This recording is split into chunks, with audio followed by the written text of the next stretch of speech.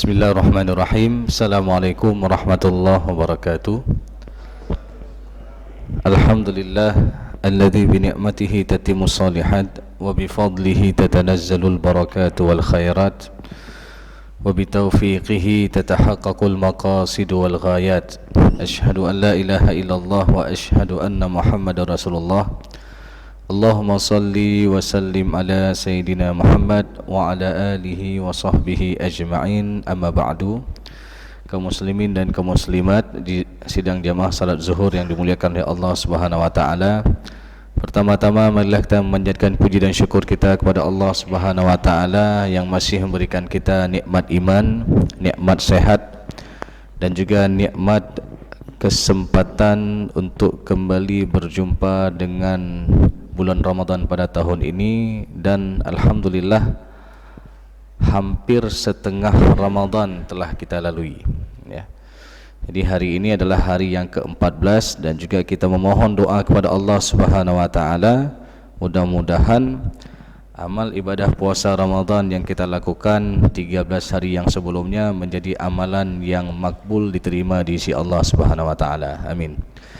Salawat dan salam tak lupa pula kita sampaikan kepada Nabi Muhammad sallallahu alaihi wasallam, Rasulullah sebagai qudwah hasanah, Rasulullah sebagai suri tauladan yang baik yang patut kita contohi dalam kehidupan kita sehari-hari. Baik, Bapak Ibu yang dimuliakan oleh Allah Subhanahu wa taala, tentu sesuai dengan tema kita, yaitu berkaitan dengan problematika pembagian harta warisan di dalam masyarakat. Dan kalau kita disebutkan tentang permasalahan warisan, berarti yang terlintas di kepala kita ini adalah masalah bagi harta ya. Bagi harta setelah meninggalnya seseorang. Dan kalau kita lihat juga di dalam ayat Al-Quran, bahwasanya masalah fiqh al-mawaris ini ataupun masalah pembagian harta warisan ini termasuk hukum yang paling detail yang Allah jelaskan di dalam ayat Al-Quran ya. Berbeda halnya dengan permasalahan yang lain. Contoh misalkan ketika Allah menyebutkan pensyariatan puasa ataupun pensyariatan daripada zakat, salat, itu Allah hanya menjelaskan secara umum saja. Wa aqimus salah wa atuz zakah. Tapi kaifiat bagaimana salatnya, kaifiat bagaimana mengeluarkan zakatnya, itu semua dijelaskan dalam hadis Rasulullah SAW. Tapi ketika kita melihat berkaitan dengan hukum warisan, itu Allah Subhanahu wa taala menjelaskan secara mendetail sekali. Dalam surat An-Nisa ayat ke-7, Allah membincangkan secara umum, secara global, bagi laki-laki ada bagian, bagi perempuan juga ada bagian ya. Mimma qalla minhu aw kathur, sedikit atau banyak, nasiban mafruḍa, bagian yang telah Allah tentukan ya. Makanya jemaah yang dimuliakan oleh Allah Subhanahu wa taala, itu secara global tadi, bahwasanya laki-laki ada bagian, bagi perempuan juga ada bagian. Dan tentu hal ini membantah apa-apa yang berlaku masa jahiliyah dahulu. Jadi An-Nisa ayat ke-7 ini membantah kebiasaan yang terjadi pada masa jahiliyah dahulu, yang mana mereka hanya memberikan hak warisan itu hanya kepada laki-laki yang dewasa yang ikut berperang ya. Bagi anak-anak ya, anak kecil enggak dapat, perempuan apalagi enggak dapat. Nah, ketika kita lihat asbabun nuzulnya An-Nisa ayat ke-7 tersebut, ketika salah seorang sahabat Rasulullah SAW yang bernama Sa'ad ibnu Rabi', ketika itu syahid dalam perang Uhud ya. Ketika beliau syahid dalam perang Uhud, datang istri Sa'ad ibnu Rabi' membawa 2 orang anak perempuannya mengadu kepada Rasulullah SAW dengan mengatakan, ya Rasulullah, hatani ibnata Sa'ad ibnu Rabi', ya Rasulullah, 2 orang anak perempuan ini adalah anak daripada Sa'ad ibnu Rabi', yang mana Sa'ad ibnu Rabi' telah syahid dalam perang Uhud. Wa anna ammahuma akhadha malahuma falam yada' lahuma mala, sedangkan paman daripada kedua anak perempuan ini mengambil semua harta Sa'ad bin Rabi' tanpa ditinggalkan sedikit pun kepada istri dan anak-anaknya. Ketika mendengar curhatan istri Sa'd bin Rabi' demikian, Rasulullah SAW hanya mengatakan, yaqdillahu fi dzalik, Allah akan memutuskan perkara kalian. Sehingga turun An-Nisa ayat ke-7 tadi, bahwasanya Allah mengatakan bagi laki-laki ada bagian, bagi perempuan juga ada bagian, ya.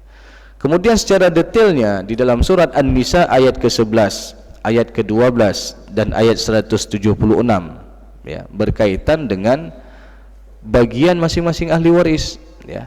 Ada ahli waris yang dapat bagian setengah, ada yang dapat bagian 1/3, ada yang dapat bagian 1/4, ada yang dapat bagian 1/6, ada yang dapat bagian 1/8, dan ada yang dapat bagian 2/3.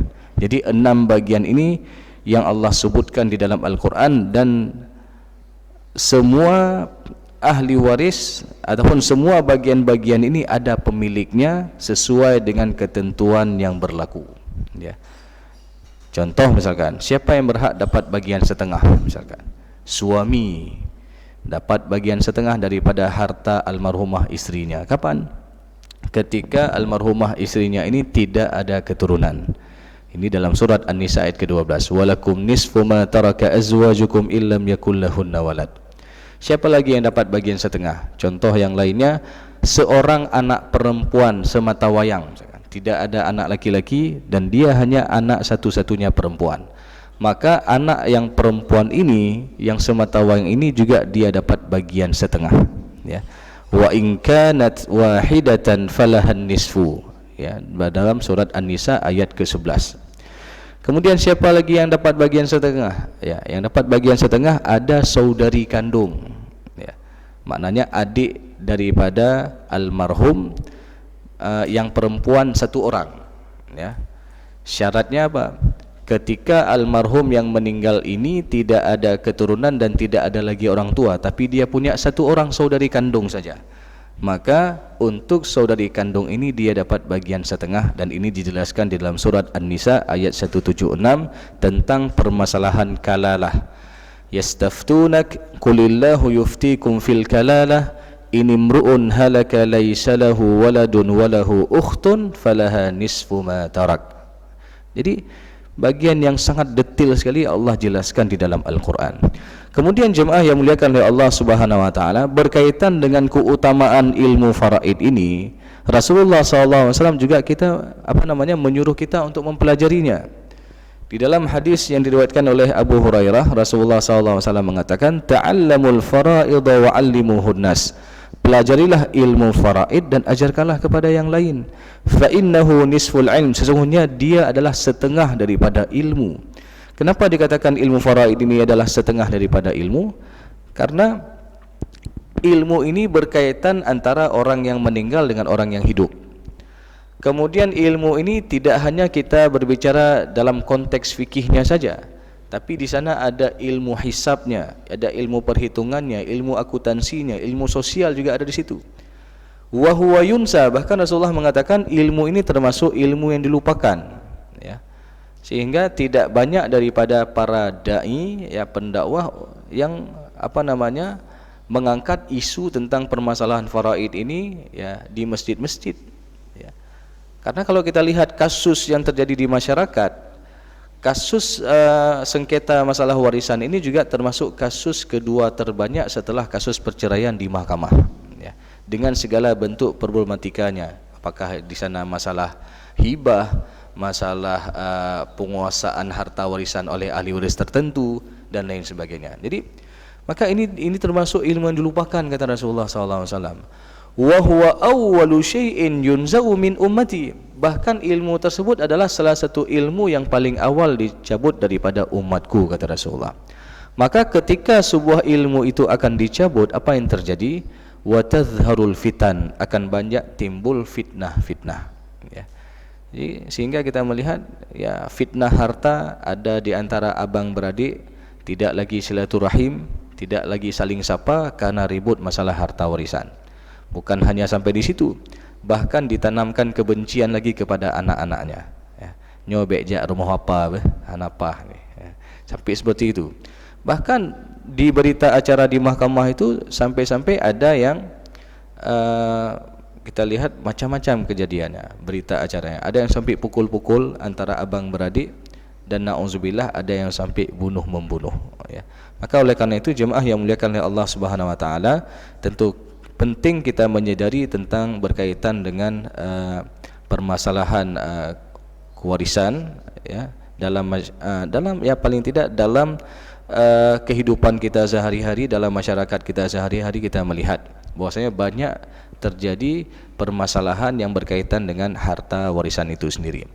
Dan kemudian jemaah yang muliakan oleh Allah Subhanahu wa taala, tentu ada hal-hal yang penting yang perlu kita perhatikan yang berkaitan dengan kewarisan itu sendiri. Yang pertama dari segi fikihnya, kita harus mengetahui rukunnya dulu. Rukun kewarisan itu ada 3. Yang pertama, adanya si pewaris, adanya ahli waris, dan ada harta yang ditinggalkan, ya. Maka kalau tidak cukup salah satu daripada 3 rukun tersebut, maka tidak berlaku masalah warisan. Contoh, ketika seorang meninggal dunia, dia enggak meninggalkan harta, berarti apa yang mau dibagi, ya, berarti tidak berlaku masalah warisan. Ataupun ada orang meninggal, dia ada harta tapi enggak ada ahli waris sama sekali, ya. Ketika dicek sana sini enggak ada yang hidup satu orang pun dari para ahli warisnya, maka tentu harta ini akan langsung dimanfaatkan oleh Baitul Mal ataupun dikelola oleh Baitul Mal dan untuk dimanfaatkan untuk kemaslahatan umat, ya. Saya enggak tahu apakah ada yang sampai ke Baitul Mal sini, Pak. Ya. Dari segi harta warisan yang tidak ada ahli warisnya, ya, apakah ada sampai ke mahkamah ke Baitul Mal atau tidak? Karena Baitul Mal dia termasuk tingkatan yang terakhir ketika tidak ada sama sekali daripada para ahli waris, ya. Jadi ketika tidak ada sama sekali ahli waris, maka harta itu akan dikelola oleh Baitul Mal untuk kemaslahatan umat, ya. Baik, kemudian ada syarat-syarat juga harus kita ketahui. Yang pertama, meninggalnya si pewaris. Maka kalau hari ini kadang-kadang kita dengar dalam masyarakat, ya, ada sebuah percakapan, misalkan ada orang yang mengatakan lun kalun bagi harta warisan ke anak-anak lun, ya. Saya sudah bagi harta warisan saya kepada anak-anak saya. Maka ini adalah pernyataan yang salah, ya. Karena syarat kewarisan itu yang pertama adalah meninggalnya si pewaris, ya.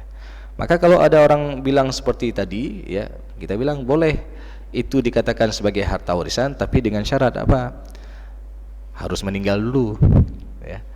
Maka kalau dia masih hidup bagi-bagi harta, maka ini bukan masalah harta warisan, maka ini adalah masalah pemberian ataupun hibah dari orang tua kepada anak. Maka ini juga harus memenuhi syarat-syaratnya. Nanti akan kita bahas berkaitan dengan hibah orang tua kepada anak ataupun kepada ahli warisnya. Kemudian tadi meninggalnya si pewaris secara hakiki ataupun secara hukum. Makna secara hakiki dia benar-benar meninggal dunia, ya, kita lihat dengan panca indera kita. Kemudian yang kedua secara hukum, bagaimana? Ini berkaitan dengan kewarisan orang yang hilang, ya. Dan ini pernah terjadi ketika masa tsunami 2004 dulu, ketika ada seorang wanita kehilangan suaminya, ya, sampai sudah ditunggu berbulan-bulan, hampir 6 bulan lebih dia tunggu, enggak ada kabar berita, sehingga mereka menganggap oh suaminya sudah meninggal dunia, sudah akhirnya dia dibuat kanduri kematian, ya, seperti itulah. Lalu beberapa bulan kemudian ada seorang laki-laki yang ingin melamar istrinya tadi, ya. Lalu ibu ini akhirnya tanya sama Pak Kecik, Pak Kecik, ini ada yang lamar saya, ini bagaimana Pak Kecik? Ya, akhirnya Pak Kecik mengarahkan ke mahkamah, selesaikan dulu status dengan yang dulu, katanya. Akhirnya pergi ke mahkamah, diceritakan kondisinya. Akhirnya karena ini adalah kasus tsunami yang apalagi sudah ditunggu 6 bulan sampai enggak ada kabar berita, akhirnya diketok palu lah di mahkamah bahwasanya dianggap suaminya sudah meninggal dunia dan status ibu ini sebagai seorang janda. Nah, singkat cerita akhirnya mereka menikah, si ibu ini dengan suaminya yang baru, ya. Ketika beberapa bulan menikah, rupanya pulang suami awal dulu. Ya. Suami yang dulu hilang itu pulang kembali. Ya. Maka ini bagaimana? Ya. Secara hukum fikih, tentu antara si istri tadi dengan suami pertama itu sudah tidak ada lagi hubungan, karena sudah ada putusan mahkamah, putusan hakim. Walaupun kalau kita lihat dalam pandangan ulama itu ada berbagai macam pendapat. Ada menurut pendapat Malikiyah itu disuruh tunggu sampai 4 tahun kalau orang hilang, ya. Kalau 4 tahun enggak ada kabar berita, baru dianggap sudah meninggal dan istrinya ini menyempurnakan masa iddah kematian 4 bulan 10 hari, ya. Baru setelah itu dia boleh menerima pinangan orang lain dan difaraidkan harta suaminya yang hilang tadi. Ada juga pendapat yang kedua yang mengatakan disuruh tunggu sampai umurnya 60 tahun. Jadi kalau hilang umur 40 tahun berarti harus tunggu 20 tahun lagi, ya. Ini pendapat yang ekstrim sedikit. Tapi nanti pendapat yang dipilihnya adalah pendapat daripada Imam Asy-Syafi'i, tergantung keputusan daripada qadhi ataupun hakim, ya. Maka ini juga menjadi bahan rujukan. Maka apa yang dilakukan oleh ibu tadi dia sudah benar, ya. Oke, berkenaan dengan harta warisan suaminya tadi yang sudah dibagi-bagi sebelum dia balik, ya. Maka apa yang habis dimakan ini enggak boleh dituntut, ya. Tapi apa yang masih tinggal daripada hartanya itu harus dikembalikan kepada si suami yang pertama tadi yang hilang sebelumnya, ya. Jadi ini harus dikembalikan. Jadi ini berkaitan dengan kewarisan orang yang hilang. Baik, syarat yang kedua nanti adalah hidupnya ahli waris. Jadi ahli waris itu harus hidup. Dan sekali lagi penentuan warisan itu bukan ketika mau bagi-bagi harta warisan, tapi penentuan warisan itu adalah ketika meninggalnya si mayit, ya. Kita sering mendengar kadang-kadang ada contoh misalkan seorang orang tua meninggal tahun 2010. Nah, ketika meninggal 2010, katakanlah dia punya 3 orang anak, semua laki-laki misalkan. Harta belum dibagi. Lalu tahun 2015 meninggal anak pertama, ya. Yang mana anak pertama ini dia sudah berkeluarga dan ada keturunan. Nah, dibagi harta warisan orang tuanya yang meninggal tahun 2010 tadi baru dibagi tahun 2018, ya. Maka bagaimana ini, ya? Karena nanti ada sebagian orang dia menganggap oh ini enggak ada lagi, ya. Karena kenapa? Sudah meninggal dunia, ya. Nyoka patah titi katanya, ya. Padahal ini enggak ada patah titi ini. Penentuan warisan itu adalah ketika meninggal almarhum tahun 2010. Siapa yang masih hidup, ya. Oh, masih hidup semua anak, berarti semua anak-anak ini berhak, ya. Urusan bagi belakangan itu nanti, ya. Yang jelas secara hak mereka semua ini ada hak. Yang mana nanti hak yang sudah meninggal tadi, anak pertama yang sudah meninggal tadi, itu akan difaraidkan kepada ahli warisnya, ya. Untuk anak-anaknya atau ada istrinya misalkan, ya. Itu semua mereka memiliki hak, ya. Tapi jangan sampai kita mengatakan nyoka patah titi karena kamu meninggal. Enggak boleh, ya. Kalau kasus patah titi itu kasus lain lagi. Itu duluan meninggal anak daripada orang tua, ya. Kebalikannya misalkan anak pertama meninggal 2010, orang tuanya meninggal 2015 misalkan, ya.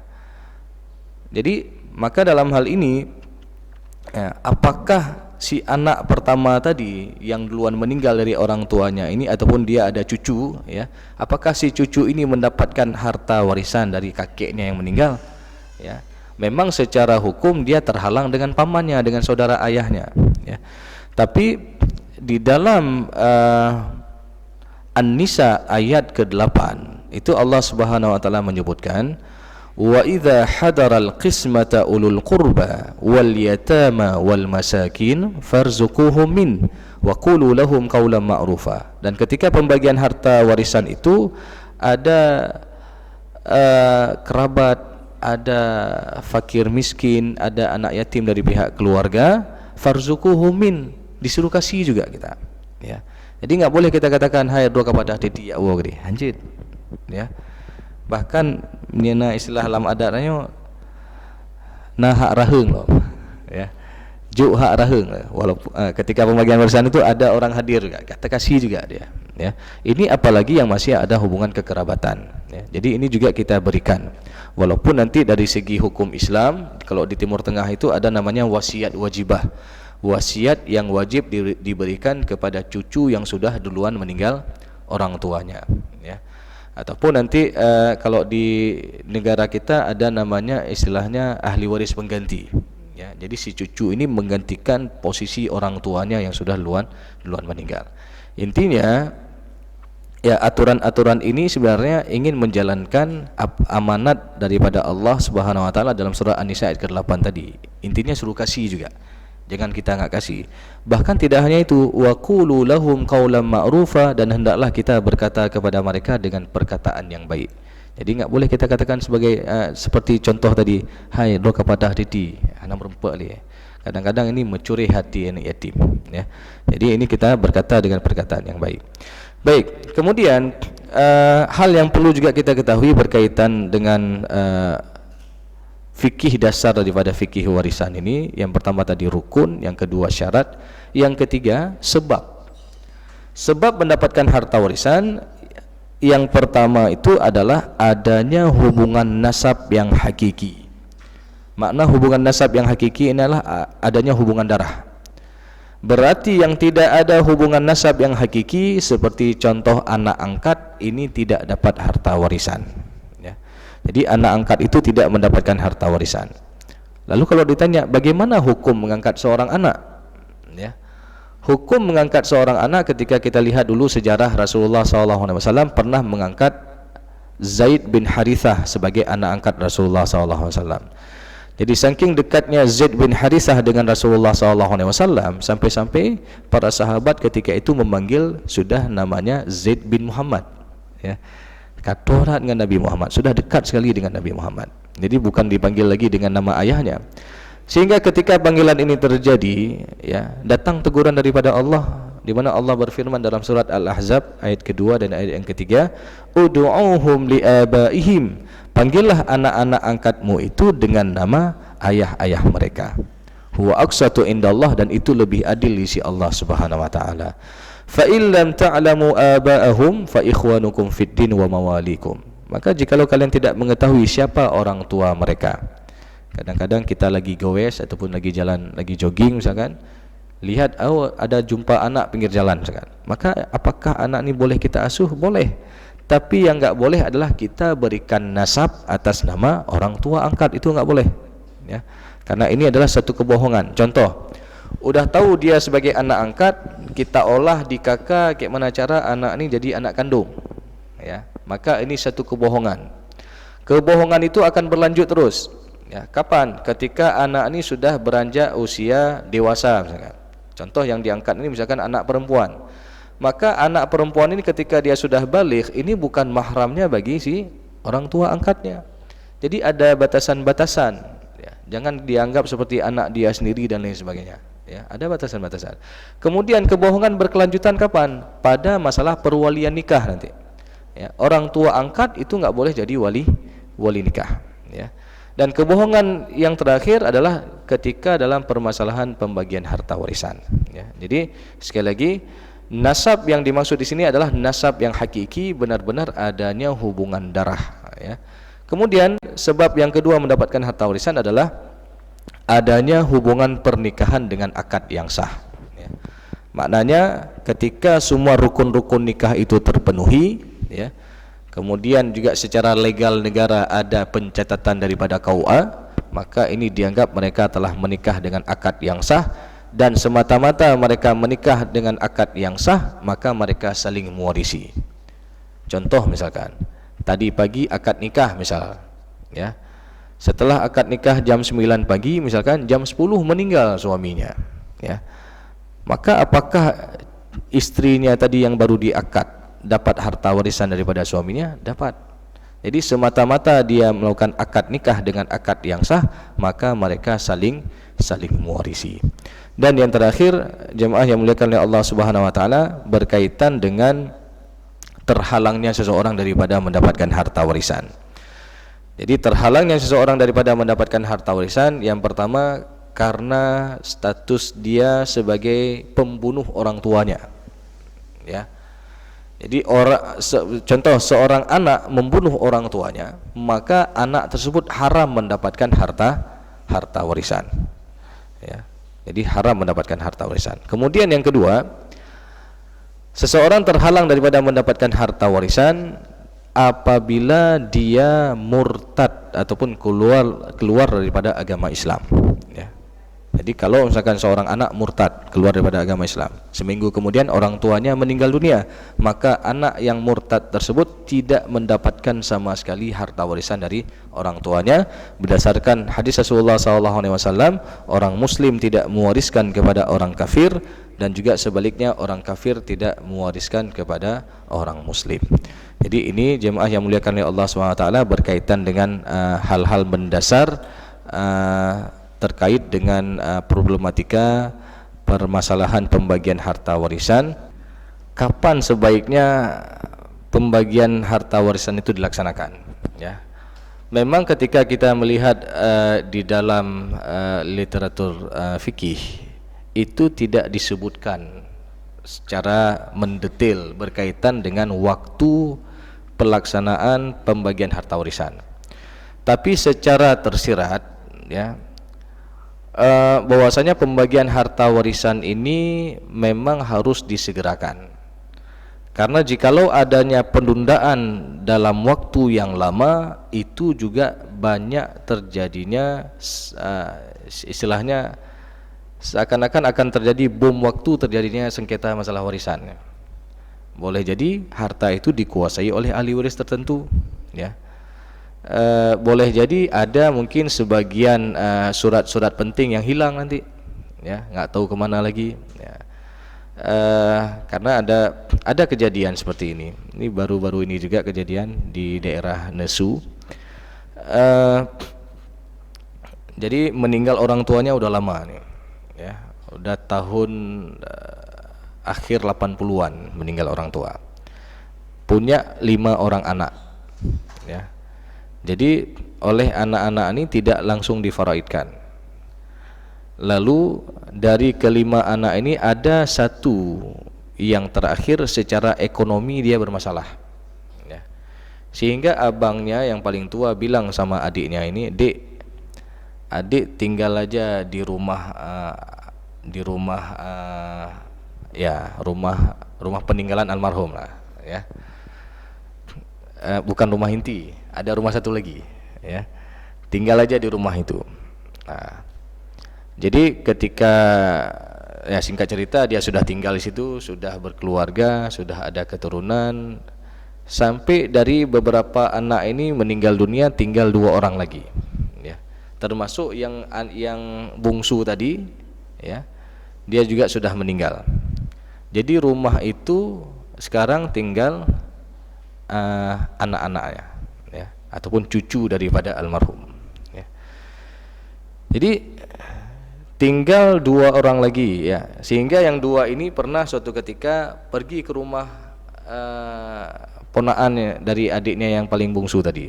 Dia bilang, ini rumah kakek dulu belum difaraidkan. Marah anak-anaknya, diambil parang, ya. Katanya, apa rumah kakek, kami dari kecil ini di sini kami lahir, ya. Jadi dianggap rumah itu sudah jadi milik dia, ya, sampai ini terjadi sengketa nih, ribut, dan ini belum selesai sampai sekarang, ya. Jadi ini berkaitan dengan penundaan pembagian harta warisan dalam waktu yang lama. Makanya kalau ditanya kapan idealnya pembagian harta warisan itu, ya, idealnya adalah ketika semua ahli waris itu berkumpul. Makanya tadi ada yang mengatakan ada yang bagi di hari ke-7 misalkan. Jadi ketika semua ahli waris kumpul, ataupun di hari ke-40 ataupun di hari ke-100, ya. Dan di dalam rancangan kanun hukum keluarga yang sempat heboh kemarin itu kanun poligami, ya. Itu rupanya ada juga diatur tentang masalah kanun masalah kewarisan, ya. Jadi di situ di poin A-nya disebutkan bahwasanya pelaksanaan pembagian harta warisan dilakukan selambat-lambatnya di hari ke-120 hari setelah kematian almarhum. Nah, makanya paling telat tuh berapa bulan nanti? 124 bulan, ya, 4 bulan. Lalu di poin B-nya disebutkan dan boleh ditangguhkan atas dasar kesepakatan semua ahli waris. Ya. Jadi kalau ahli waris ini sepakat untuk tidak dibagi-bagikan, ini boleh-boleh saja, tapi atas dasar kesepakatan. Contoh, seorang meninggal dunia, dia punya usaha kos-kosan misalnya, ya, kos-kosan. Jadi oleh ahli warisnya ini tidak langsung difaraidkan, tidak dibelah-belah dibagi terus. Tapi apa juga dari nilai sewa tadi, nilai itulah yang dibagi, ya, sesuai dengan porsi masing-masing ahli waris. Oh, kalau ada nilai misalkan dari sewa menyewa itu dalam setahun ada misalkan 200 juta ataupun 300 juta. Kalau anaknya misalkan ada laki-laki dan perempuan, ya, satu laki-laki satu perempuan, berarti dari total 300 juta tadi tinggal dibagi aja 2:1, ya. Jadi yang dibaginya adalah nilainya, ya. Itu boleh atas dasar kesepakatan ahli waris, ya. Jadi yang jelas penundaan pembagian harta warisan dalam waktu yang lama itu akan menyebabkan terjadinya benih-benih sengketa permasalahan harta warisan. Maka ini juga harus disegerakan. Kemudian yang kedua tadi berkenaan dengan, ya, surat ataupun, ya, hibah tadi, ya. Maka berkaitan hibah orang tua kepada anak, ada beberapa syarat. Yang pertama apa? Harus diberikan dalam kondisi sehat orang tuanya. Jadi orang tuanya harus dalam kondisi sehat. Karena kalau diberikan dalam kondisi sakit, itu dianggap seperti wasiat. Beda hibah dengan wasiat, ya. Kalau hibah pemilikannya ataupun terjadi proses pemindahan kepemilikannya itu secara langsung hibah. Kalau wasiat pemberian proses pemindahan hak miliknya ketika si pemberi wasiat meninggal dunia. Dan wasiat itu secara peruntukannya ini pada dasarnya nggak boleh untuk ahli waris. Karena Rasulullah mengatakan innallaha qad a'ta kulli haqqin haqqahu fala wasiyata liwarithin. Jadi sesungguhnya Allah telah menentukan hak bagian masing-masing ahli waris, maka tidak boleh wasiat itu diberikan kepada ahli waris. Tapi wasiat itu diberikan kepada selain ahli waris. Seperti apa? Anak angkat boleh dapat wasiat, ya. Cucu yang sudah duluan meninggal orang tuanya boleh dia dapat wasiat. Dan ini juga diberikan batasan maksimal adalah 1/3, ya. Nggak boleh semua harta. Kemudian dalam pemberian orang tua secara hibah itu harus ada takabut, harus ada serah terima, ya. Karena rukun hibah itu ada 4. Ada si pemberi hibah, ada si penerima hibah, ada objek yang dihibahkan, dan yang keempat ada ijab kabul, ya. Jadi ini kalau kita mau secara hibah. Kemudian hibah orang tua kepada anak ini harus berlaku prinsip keadilan, ya. Walaupun adil itu nggak mesti sama, ya. Jadi dan ini sebagaimana dalam sebuah riwayat Rasulullah SAW ketika Nu'man ibnu Bashir memberikan pemberian kepada anaknya, ya. Lalu istrinya tidak ridha atas pemberian tersebut sampai Rasulullah jadi saksi atas pemberian itu. Esok harinya, ya, Nu'man ibnu Bashir berjumpa dengan Rasulullah lalu bertanya, "Ya Rasulullah, saya telah memberikan pemberian kepada anak saya, tapi istri saya enggak ridha sampai engkau jadi saksi atas pemberian tersebut." Ya. Lalu mendengar pertanyaan demikian, Rasulullah SAW kembali bertanya kepada Nu'man ibnu Bashir, "Apakah engkau memberikan kepada anak-anakmu yang lain?" "Tidak ya Rasulullah." Maka Rasulullah mengatakan, "I'dilu baina auladikum." Berlaku adillah kamu terhadap anak-anakmu, ya. Bahkan dalam riwayat yang lain disebutkan farji'hu, tarik kembali apa yang telah kamu hibah itu. Maka ini menjadi dalil bahwasanya hibah orang tua kepada anak ini boleh ditarik, ya. Tapi tidak berlaku untuk yang lain, ya. Misalkan ada orang yang udah hibah untuk masjid, itu nggak boleh tarik, ya. Bahkan dalam hadis disebutkan al-aidu fi hibatihi, orang yang menarik kembali apa yang telah dihibahkan itu maaf seperti orang yang menjilat muntahnya sendiri, ya. Itu nggak boleh, ya. Jadi masa udah diwakaf untuk masjid ataupun udah dihibah untuk masjid lalu ditarik kembali, itu nggak boleh, ya. Uh, jadi syarat yang selanjutnya, ya tadi yang pertama harus dalam keadaan sehat, kemudian yang kedua harus ada serah terima, yang ketiga harus ada berlaku adil, yang keempat jangan ada niat ketika menghibahkan untuk ahli warisnya untuk mengharamkan ahli waris yang lain daripada mendapatkan haknya. Contoh seperti ini di anak perempuan semua nih, dihibah semua untuk apa? Becok oleh wali. Ini nggak boleh, ya. Maka ini pada prinsipnya nggak boleh. Karena kalau kita ada niat seperti itu, maka ada saja masalah. Ini kejadian, ya, ada dua kejadian yang berbeda ini, kisah nyata. Jadi ketika seorang duda, ya, istrinya sudah duluan meninggal, jadi dia punya anak 3 perempuan semua. Lalu karena nggak mau hartanya jatuh ke wali, ya, akhirnya dihibahkan semua termasuk rumah yang beliau tinggal dibalik nama atas nama anak perempuannya. Ya, tapi apa yang terjadi? Qadarullah orang tua ini panjang umur, tapi dalam kondisi sakit-sakitan, dia sudah sepuh sampai-sampai semuanya harus di atas kasur, ya. Oleh anak-anaknya cuma sanggup dijaga 3 tahun. Habis itu apa yang terjadi? Dititipkan orang tuanya ke panti jompo. Ya, yang sedih kali. Sayang orang tua kepada anak, kasih semua harta biar dia bahagia, tapi belum tentu anak itu bisa mendatangkan manfaat kepada orang tuanya. Ya. Begitu juga kasus yang kedua. Ini seorang janda nih, suaminya sudah meninggal dunia, dia punya anak 1 perempuan semata wayang. Jadi sampai anak ini sudah dia menikah dan tinggal masih di rumah orang tuanya sampai sudah ada cucu. Jadi suatu hari anak perempuan ini bilang sama mamaknya, "Mak, mamak kan sudah tua. Rumah ini balik nama aja atas nama adik, Mak." Orang tuanya iya juga, ya. Jangan nanti masalah dengan wali. Akhirnya balik nama atas nama anak perempuan ini, ya. Beberapa tahun kemudian apa yang terjadi? Rupanya duluan meninggal anak perempuan ini daripada mamaknya. Ya. Maka kita nggak tahu, nggak bisa prediksi, ya. Duluan meninggal anak perempuan ini daripada mamaknya. Sehingga di rumah itu tinggallah ibu ini dengan menantunya dan ada cucunya, ya. Suatu hari entah kenapa ribut antara menantu dengan mertuanya, ya. Sampai-sampai menantunya ini diusir mertuanya dari rumah itu karena dianggap rumah itu sudah jadi milik dia, ada cucu lagi kan.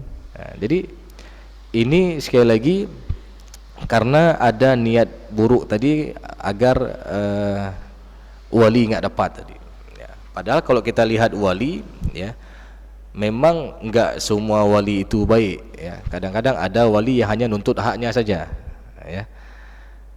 Dah ngambil haknya lalu dia nggak open lagi nih anak yatim nih, ya. Ini yang juga sangat kita sayangkan, ya.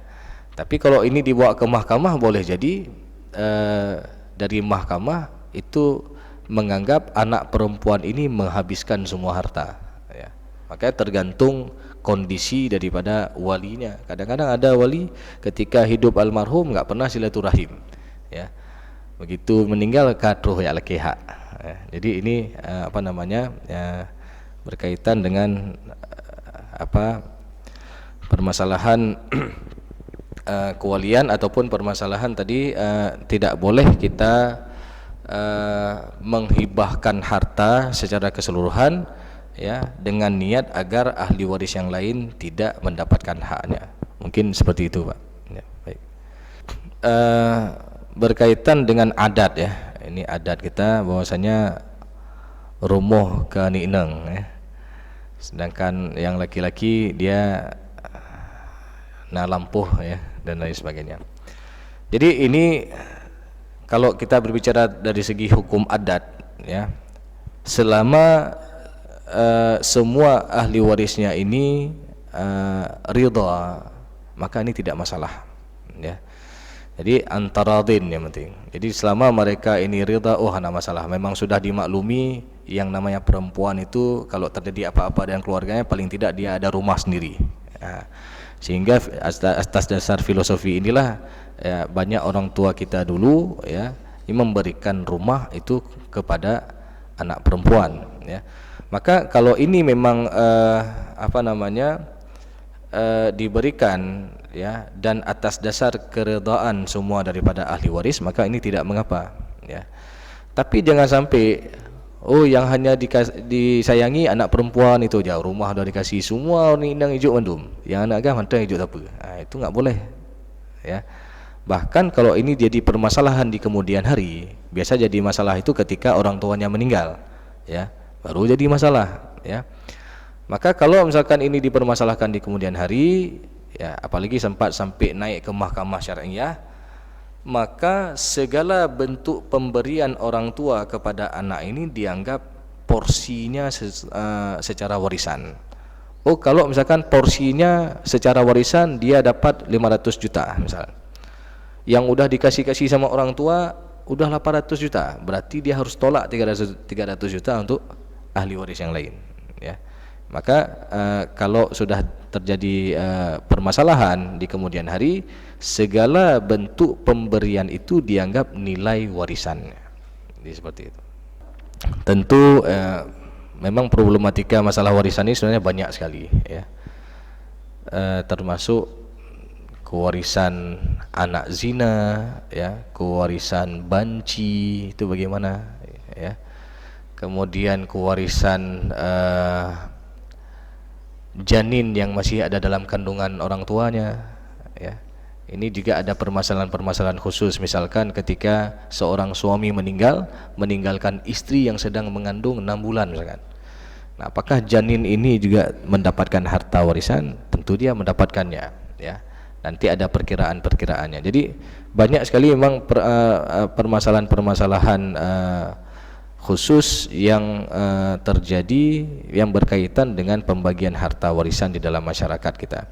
Belum lagi ya kalau di Aceh ini ada kasus patah titi, kemudian kasus permasalahan wasiat ya. Kadang-kadang wasiat itu juga tidak sesuai dengan syariat. Contoh seperti ini, kalau orang tua mengatakan nanti kalau saya meninggal, rumah inti ini, rumah induk ini jangan pernah kalian jual. Nah, ini pada prinsipnya ini wasiat ini bertentangan dengan syariat ya.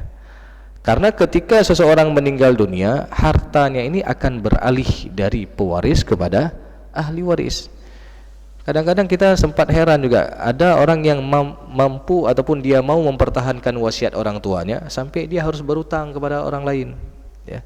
Dia berutang kepada orang lain untuk kehidupannya sehari-hari, padahal di sana ada rumah almarhum orang tuanya yang belum difaraidkan misalkan ya. Maka jangan sampai seperti itu ya. Kadang-kadang ada juga wasiat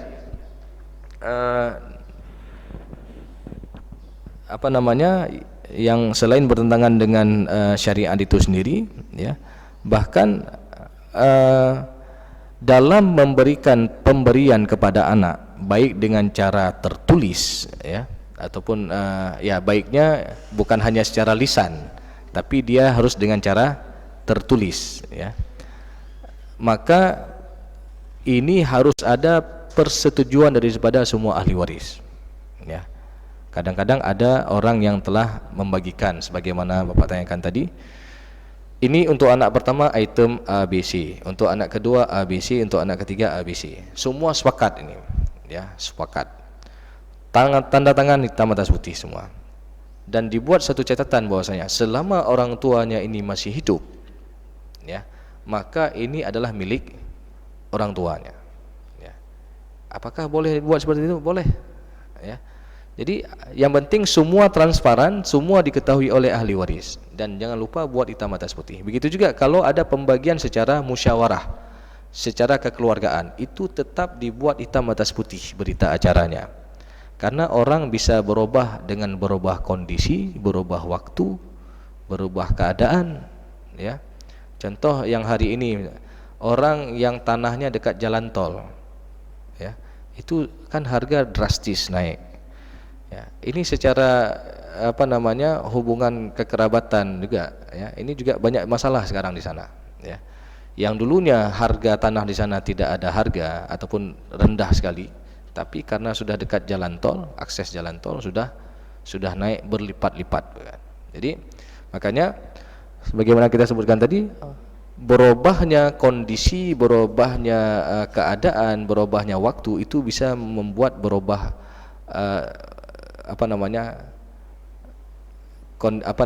berubah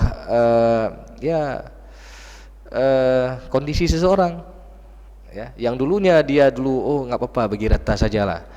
Saya sudah tahu, misalkan abangnya bilang, saya sudah tahu bagian saya 2:1 dengan adik yang perempuan, tapi nggak apa-apa lah, kita bagi rata sajalah.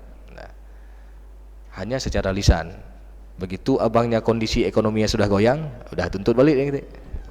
Ya, maka tetap harus dibuat hitam atas putih, ya. Baik pemberian ataupun pembagian harta warisan secara kekeluargaan. Karena pada prinsipnya jemaah yang muliakan oleh Allah Subhanahu wa taala, harta warisan ini adalah nikmat ini, Pak.